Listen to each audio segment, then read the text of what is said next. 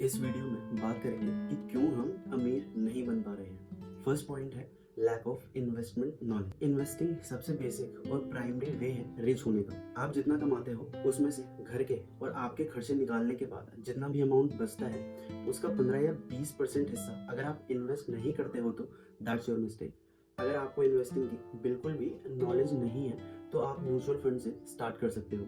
Lack of investment knowledge means that we do not have enough understanding about how to invest our money in ways that will help us grow our wealth. For example, if we only keep our saving in a saving account that earns low interest rates, we are missing out on the opportunity to earn higher returns through other investment options like stocks, bonds or real estate. अगर आपके पास एक अच्छा खासा amount of money है जो कि FDs में, तो वो एफडी में ही पड़ा रह जाएगा जब तक कि हम उसे इन्वेस्ट नहीं करेंगे।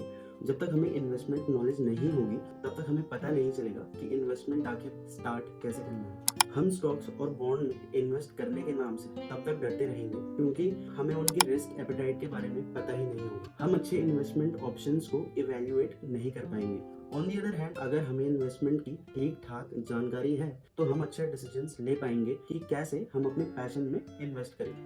हम डिफरेंट टाइप के इन्वेस्टमेंट प्लान्स के बारे में रिसर्च कर सकते हैं और उन प्लान्स को चूज कर सकते हैं जो हमारे गोल्स और रिस्क टॉलरेंस के साथ मिलते हैं। एग्जाम्पल, हम स्टार्टिंग में जब हमारे पास रिस्क टॉलरेट करने की क्षमता कम हो तो उस टाइम हम diversified portfolio of low cost index funds में इन्वेस्ट कर सकते हैं और ऐसा करके हम अपनी इन्वेस्टिंग जर्नी स्टार्ट कर सकते हैं जो हमें डिफरेंट एसेट क्लास के प्रति हमें एक्सपोजर देगा और हमारा रिस्क भी कम करेगा। सेकंड पॉइंट है स्पेंडिंग हैबिट्स।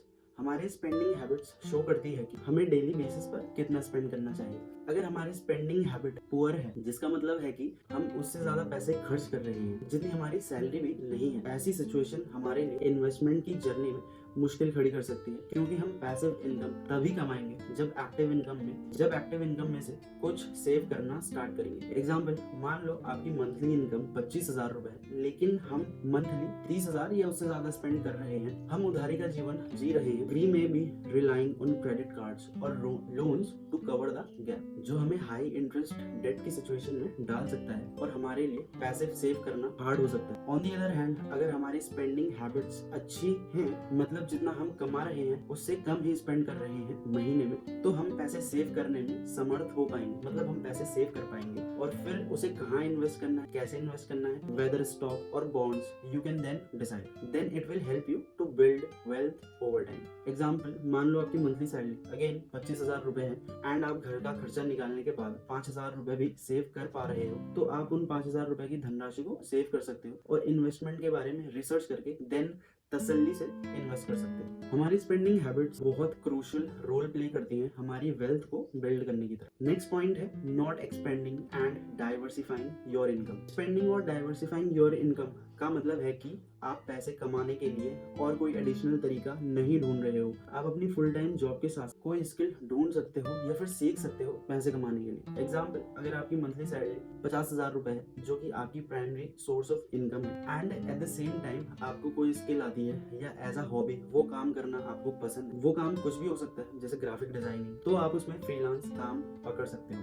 अपने ऑफिस के काम के बाद अपने टाइम के अनुसार बाहर के क्लाइंट से प्रोजेक्ट उठा सकते हो। हम देन फ्रीलांसिंग डिजाइनिंग सर्विस देके एक्स्ट्रा पैसे भी कमा सकते हैं। अगर आपको कुकिंग में इंटरेस्ट है तो आप स्मॉल केटरिंग बिजनेस स्टार्ट कर सकते हैं। देन आप इवेंट्स में और पार्टीज में केटरिंग की सर्विस भी प्रोवाइड कर सकते हो। और शादी पार्टी तो रेगुलर भी नहीं होती, इनका भी एक सीजन चलता है, तो आपको आराम भी मिल जाएगा बीच बीच में। और जो भी पैसा आप इन सब चीजों से कमाओगे उसे यूज कर सकते हो अगेन इन्वेस्टिंग करने में। By expending and diversifying your income, हम अपने आप को हमारी सैलरी में हो रहे अनएक्सपेक्टेड चेंज से भी बचा सकते हैं, जैसे कि job loss, pay cut. Multiple streams of income can help us to build a wealth, a proper wealth in long time.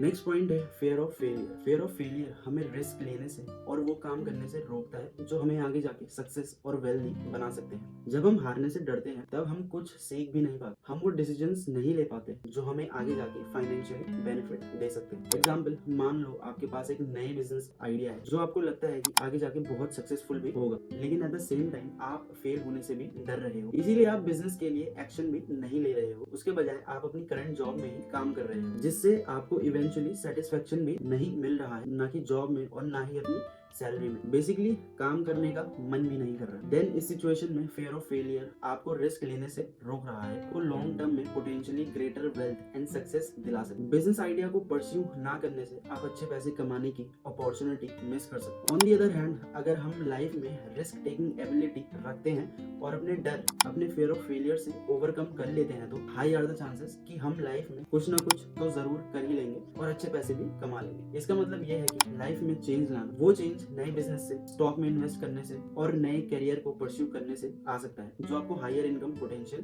देगा। बहुत सारे लोग रिस्क लेने से डरते हैं, जो उन्हें अच्छी वेल्थ और अपॉर्चुनिटी को ग्रैब करने से रोकता है। फियर ऑफ फेलियर से ओवरकम करना और कैलकुलेटेड रिस्क लेते रहना अच्छी वेल्थ जनरेट करने के लिए जरूरी है। नेक्स्ट पॉइंट है lack of opportunity. Lack of opportunity मतलब कि हमारे पास उन अपॉर्चुनिटी में इम्प्लीमेंट करने के लिए पर्याप्त रिसोर्सेज नहीं है, जो आपको फ्यूचर में वेल्दी बना सकते हैं। This could include things like education, job opportunity और एक्सेस टू कैपिटल। एग्जाम्पल, मान लो अगर आप लो इनकम नेबरहुड में पैदा और पले बड़े हो, जहाँ resources for education and job opportunities limited है, तो एज अ रिजल्ट हमारे पास सेम अपॉर्चुनिटी नहीं होगी as compare to that guy जो अच्छे एलीट सोसाइटी या नेबरहुड में, जिसके पास हमेशा से ही अच्छे एजुकेशन का और बेटर अपॉर्चुनिटी का एक्सेस रहा है। रिसोर्सेज और अपॉर्चुनिटी का बराबर एक्सेस ना होना आपको स्ट्रगल करने पर मजबूर कर सकता है अपनी इनकम को इंक्रीज और वेल्थ को बढ़ाने के लिए। इसमें आपकी कोई गलती नहीं है कि आप वैसे एनवायरनमेंट पैदा हुए हो, आपकी गलती तब होती है जब आप कोशिश नहीं करते, क्योंकि आजकल बहुत सारे प्रोग्राम्स, ऑर्गेनाइजेशंस एंड रिसोर्सेज मौजूद हैं जो आपको पुअर बैकग्राउंड में से निकालने में मदद कर सकते हैं, जैसे हायर एजुकेशन के लिए scholarship, job training programmes and micro finance organisation जो छोटे छोटे बिजनेस और स्टार्टअप के लिए पैसे जोड़ते हैं। नेक्स्ट पॉइंट है स्पेंड ऑन क्वालिटी। क्वालिटी चीजों में स्पेंड करने का मतलब है कि हम सस्ती और काम चलाऊ चीजों को इम्पोर्टेंस नहीं देंगे। अगर हम ऐसा करेंगे तो हम एक्सपेंसिव चीजें, मान लो अगर आप एक्सपेंसिव चीजें ना बाय करके कोई सस्ती सी चीज बाय कर रहे हो, तो ऐसा करने से हमें लगता है कि हम एक्सपेंसिव चीज ना बाय करके पैसे सेव कर रहे हैं, जबकि ऐसा नहीं है। आप ये भी देखो ना, उन सस्ती चीजों को हमें बार बार बाय करना पड़ता है, बार बार खरीदना पड़ता है, जो कि एट दी एंड हमारी बाइंग कैपेसिटी को बढ़ाती है। जो कि सस्ती चीजों को बार बार खरीदने में हम उस अमाउंट को, उतना अमाउंट खर्च कर लेते हैं जितना हम अमाउंट हमको कोई महंगी चीज बाय करने में लग रहा होता था। लॉन्ग रन में लो क्वालिटी चीजें हमें नुकसान ही देती हैं, जबकि हाई और क्वालिटी चीजें हमारे पैसे बचाती हैं। कैसे? एग्जाम्पल, मान लो आपको अपने ऑफिस के लिए new pair of shoes buy करने हैं। अब हमारे पास दो ऑप्शन है, एक तो हम high quality pair of shoes buy कर सकते हैं जो सालों साल चले, जो ड्यूरेबल और कंफर्टेबल भी है, और दूसरा ऑप्शन ये है कि हम cheaper pair of shoes buy कर सकते हैं जो कि कंफर्टेबल और ड्यूरेबल भी नहीं है। तो अगर हम चीपर शूज बाय करते हैं तो हमें उनको बार बार मरम्मत कराने की जरूरत पड़ सकती है, जिसके कारण हमें उनमें ज्यादा पैसे खर्च करने पड़ सकते हैं लंबे टाइम में। On the other hand, if we invest in a higher quality pair of shoes, तो हमें फिर उनको मोर फ्रीक्वेंट रिप्लेस या मरम्मत कराने की जरूरत नहीं होती और वो हमारे पैसे सेव करने में मदद करते हैं लंबे टाइम में। सेम प्रिंसिपल हमारे अदर एस्पेक्ट ऑफ लाइफ में भी अप्लाई होता है, such as buying a car, buying home and grocery. High quality items में इन्वेस्ट करना ओवर टाइम हमको इनको लॉन्ग रन में रिप्लेस और चेंज करने की जरूरत को अवॉइड करने में हेल्प करता है। इनमें इन्वेस्ट करने से हम लॉन्ग रन में पैसे बचा सकते हैं। नेक्स्ट पॉइंट है हेल्थ इश्यूज। जब हम हेल्थ इश्यूज फेस करते हैं, ये हमारे पैसे कमाने की एबिलिटी को इम्पैक्ट कर सकता है। अगर किसी को बहुत सीवियर कोई बीमारी है या फिर कोई क्रोनिक हेल्थ इशू है जिसके कारण उन्हें रेगुलर डॉक्टर विजिट करना पड़ता है, तो उन्हें उनके काम के लिए वक्त निकालने में दिक्कत आती है। उनको कभी कभार अपने काम से छुट्टी भी लेनी पड़ती है या फिर काम भी छोड़ना पड़ता है। इसके कारण उन्हें इनकम में लॉस और फाइनेंशियल स्ट्रेन फेस करना पड़ता है। सिमिलरली, अगर कोई इंसान इंजरी और फिजिकल डिसेबिलिटी से सफर कर रहा है, तो उनकी फिजिकल डिसेबिलिटी उनके पैसे कमाने के रास्ते में बाधा क्रिएट कर सकती है। This can also lead towards loss of income and financial stability. दोस्तों, अगर वीडियो पसंद आई हो तो वीडियो को लाइक, शेयर और चैनल को सब्सक्राइब करना ना भूलें। More informative content is on the way. Thanks for watching.